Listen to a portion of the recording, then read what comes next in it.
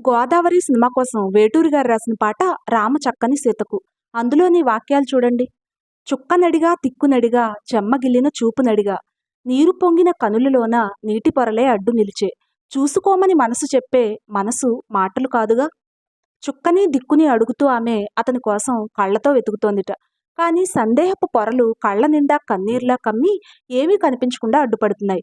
బయటేం చూస్తున్నావు, నీ లోపలున్న నా లోపలే ఉన్నాడు అతను, వెతుక్కోమని మనసు చెబుతోంది. కానీ మనసంటే మాటలు చెప్పినంత సులువా, అంత తొందరగా ఎలా అర్థమవుతుంది?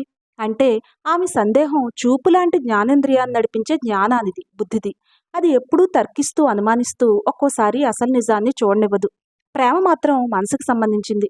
జ్ఞానం గొప్పదనుకుంటాం గాని మనసును అర్థం చేసుకోవడం మరింత కష్టం. అందుకే అతని మీద తన లోపలున్న ప్రేమని ఆమె కనుక్కోలేకపోతోంది. అతని లోపలి తన మీది ప్రేమని గమనించలేకపోతోంది. ఇలా వేటూరు తప్ప ఎవరు రాస్తారు చెప్పండి?